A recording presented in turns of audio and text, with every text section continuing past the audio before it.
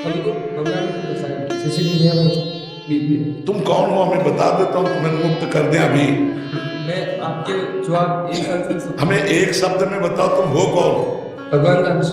भगवान का गंगा जी का एक चम्मच गंगा जल बोला जाएगा, एक टैंकर गंगा जल बोला जाएगा, बोला जाएगा ना, चाहे एक चम्मच हो चाहे एक टैंकर हो, क्या बोला जाएगा। तो भगवान का अंश कौन हुआ, कौन हो हुआ ना। तो आपको किसने फंसाया, आप खुद फंसे हो अपने आप। मैं निकल रहा था तो अब आप तुम्हें रास्ता बता रहे, राधा राधा को निकल। मैं राधा लड़कों पर माता पिता भी है। बस ये फंसाओ मत फंसो, नहीं जब निकलना चाहते तो फिर माता पिता के लिए भगवान माता पिता के रूप में उनकी सेवा करूंगा, राधा राधा बोलते रहे। मैं माँ राधा मैं फंस गया हूँ दुनिया से। मैं भगवान राधा राधा जपो, माता पिता परिवार जो है उनकी मेहनत करके सेवा करो। देखो परेशान होने की अब जरूरत क्या है। नाटक में अगर तुम नाटक नहीं मानोगे तो परेशान हो जाओगे। नाटक करना बच्चा है। पुत्र हो तो माता पिता के सामने पुत्र का नाटक करो, मित्र हो तो मित्र का नाटक करो, पिता हो पिता का नाटक करो, पति हो पति का नाटक करो। नाटक करोगे तो मुक्त हो जाओगे। जो डायरेक्टर है ना इस नाटक का, जब नाटक सही रोल निभा लोगे तो इस नाटक से तुम्हें मुक्त कर देगा। अब मुक्त होना चाहते तो सही रोल निभाओ। क्या हो इस समय, विद्यार्थी हो, पुत्र हो, भाई हो, पति हो, क्या हो, वही लोग कोई नहीं निर्वाह करो। परेशान होने क्या होता, रोने की क्या जरूरत है। कहाँ फंसे हो हमें बताओ ना बच्चा, तुम कहाँ फंसे हो। जहाँ तुम बैठे वहीं हम बैठे, फंसे कहाँ। बात यह है कि एक बगीचे में एक आदमी रास्ता नहीं जानता था, भूल भुलैया में भटक गया और रोने लगा, मैं फंस गया। और एक आदमी हर रास्ता जानता है, वो मजे ले रहा है बगीचे की, नहीं वो बगीचे के मजे ले रहा है हर कोने की, और वो घबरा कर परेशान है कि मैं रास्ता नहीं जानता, भटक गया हूँ। बस बात इतनी है। वही बगीचा है जहाँ तुम बैठे हो वही हम बैठे हैं। जब मैं बैठा होता हूँ तो मुझे ऐसा लगता है कि मैं इस शरीर से बात कर रहा हूँ, फंस गया इस आत्मा में, शरीर में फंस गया। मुझे भगवान को राधा की बात कर समय उनके साथ रहे। अगर तुम राधा राधा करो तो सब ठीक हो जाएगा। पर माता पिता बेहद, जैसे कि मैंने प्रश्न में लिखा था तो मैं राधा का नाम रखता हूँ, वो मैं इस शरीर के परिवार के मोह के कारण राधा नाम उनको देता हूँ कि उनकी जो बहनें, उनके पति, उनके आने वाली पीढ़ियाँ सब सलामत रहे, अच्छे संस्कारी बने। और मुक्त होना चाहते कि पता है उनको भी जाकर मैं ये इसी का नाम मोह है, यही मोह सकल व्याधि मोह गए विकलाम मत होए लग्न अनुराग। बच्चा बहुत प्रवीणता में बहुत जल्दी गिर जाया जाता है, यही फंसा है बच्चा। पर मेरे इसमें समस्या है कि मान लो वो अलग कुछ हो जाए उनको, फिर बस केवल बहन और मम्मी और ये पूरा जगत ये सब मर जाए तो तुम्हें कोई फर्क नहीं पड़ेगा। ये जितने बैठे हैं मर जाए तुम्हें कोई फर्क नहीं पड़ेगा। वो भी चले जाए तो मेरा फर्क पड़ेगा। हाँ। पर उनके जो भी समस्या होगी उनको फर्क पड़ेगा, इसलिए वो हमारी बात सुनो, तुम केवल राधा राधा जपो और जो कर्तव्य है उसका पालन करो।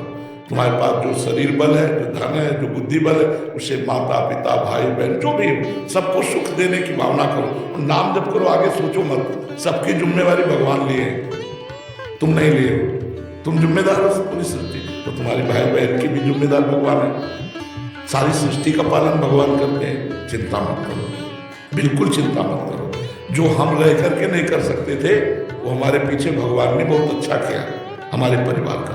तुम्हें बताया ना, कुटुंब का पालन भगवान करते हैं जो भगवान की शरण में हो जाता है। अगर तुम नाम जप करोगे तो तुम्हारे परिवार को अच्छे अच्छे सहयोग प्राप्त होंगे, अच्छा भाव प्राप्त होगा और आप सुखी हो जाओगे। केवल नाम जप में, नाम जप में मन लगाओ और जो कार्य है उसे भगवान की सेवा मान के करो, अभी आनंद आ जाएगा। कोई तुम्हें नहीं बांधे बच्चा, हम ही लोग बंधे हैं। हाँ, इसलिए नाम जप करो, ठीक है। जो मैं नाम जप करता हूँ वो देता हूँ तो मुझे भगत बन होगी तो सब दे देता हूँ, पूरा संपूर्ण उनको दे नहीं, भगवान को दो। हाँ, सरकारी बैंक से जाने दो। जैसे पैसा ट्रांसफर करना है ना, तो ये ब्लैक नहीं व्हाइट पैसा है, इसे बैंक में जमा करो भगवान के पास, और बैंक से फिर दो मोबाइल में से नहीं दे देते व्हाइट पैसा, तो ऐसे पहले प्रभु के चरणों में समर्पित करो। हे भगवान, ये किया हुआ वचन आपके चरण, और भगवान हमारी प्रार्थना है कि हमारे बहन, हमारे माता पिता ये सब आपके भक्त बने, सब सुखी हो जाए, ऐसी बात करो। आप जब 13 साल के आप 10 में रह रहे थे तो मतलब कुछ साल बाद आप भगत बन से पहले कि आपने ऐसा सोचा थोड़ी होगा कि हम परिवार में भजन दूँ मैं अच्छा है ऐसा तो हमने कभी नहीं दिया भजन, क्यों दें? जिम्मेवारी भगवान की प्रणत कुटुंब पाल कर रहा है। मैं भगवान की शरण में, मैं भगवान के आदमी का हूं कि परिवार के आदमी का हूं। वो परिवार भगवान का वो देखे। अगर एक आदमी सरकारी ऑफिसर हो जाता है तो परिवार के बहुत से सदस्यों को छूट हो जाती है। आप ट्रेन में चल सकते हो, आप ऐसे चल सकते हो। यद्यपि वो सरकारी आदमी नहीं है, लेकिन सरकारी आदमी का माता पिता है तो उसको ट्रेन में भी जाने को मिलता है। ऐसे भगवान हमारे 21 पीढ़ियों का कल्याण कर देते हैं अगर परिवार का एक सदस्य भगवान को प्राप्त हो जाए। चिंता तो क्या करता है? हम घर वालों को देंगे नाम देंगे भगवान को। बिका हुआ जीवन भगवान उनका पालन पोषण करेंगे, ये उनकी जिम्मेवारी, हमारी तो जिम्मेवारी है। तो हम ये तुम्हें संकेत में बता रहे हैं कि जो हमारे परिवार को हमारे रहने से लाभ नहीं मिल पाता वो हमारे बाबा जी बनने से लाभ मिल रहा है। भगवान उनको संभाल लिए, भगवान उनकी तरफ देख लिए कि तुम भगवान की तरफ देखो। भगवान कहते हैं योगक्षेमम भाम्यम, बाहर वो ले रहे बेकार, तू बाहर खोपड़ी में लिए हुए। और अगर तू ऐसे नाम जब समर्पित करेगा तो ये ब्लैक का पैसा है। फिर भगवान के चरणों में अर्पित करो, फिर उनसे प्रार्थना करो तो वो वहां से सप्लाई होगा तो सही होगा। ऐसे ठीक नहीं है। पहले भगवान को, फिर भगवान से प्रार्थना कि वो हमारे शरीर के बहन है, वो हमारे माता पिता है, इनका मंगल हो, इनको सुख मिले तो भगवान ऐसा कर देंगे। ठीक है। कुंजन जी, देहरादून से।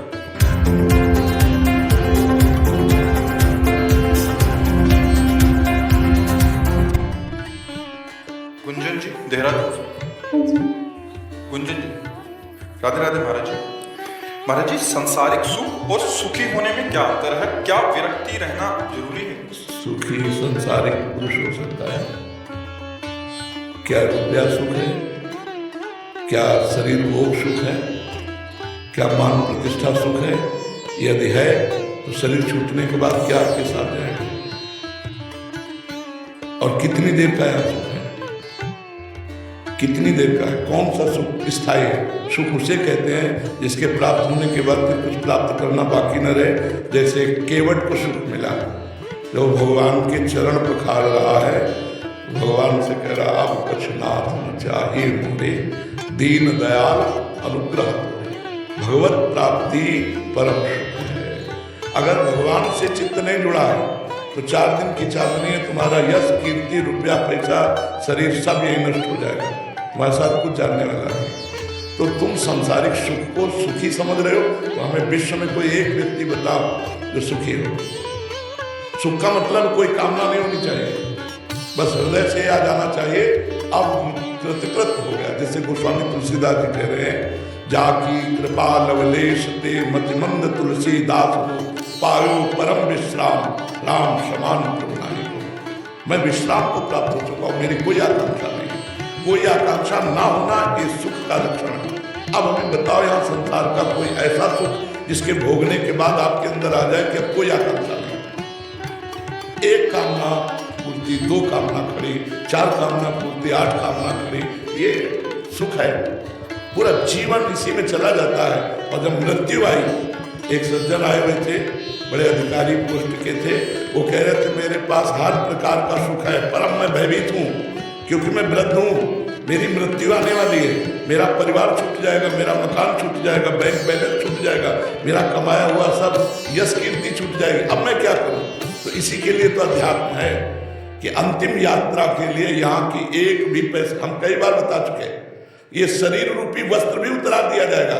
यहाँ से एक पैसे नहीं ले जा सकते, यहाँ से एक भी वस्तु नहीं ले जा सकते। अब बोलो, ऐसे देश में पूरा जीवन कमाने में लगा दिया मृत्यु लोक में, और यहाँ से जब जाओगे आपके पास क्या है?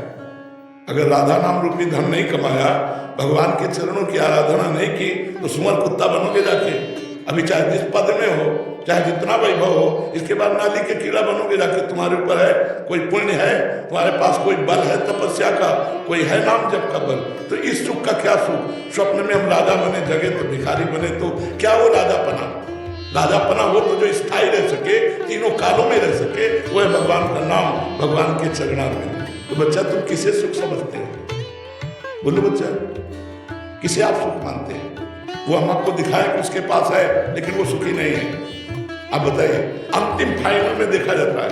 बुद्धिमान हुए जो अगले कदम को देखता है, पीछे कदम का चिंतन करना मूर्खता है। अगले कदम का चिंतन करो।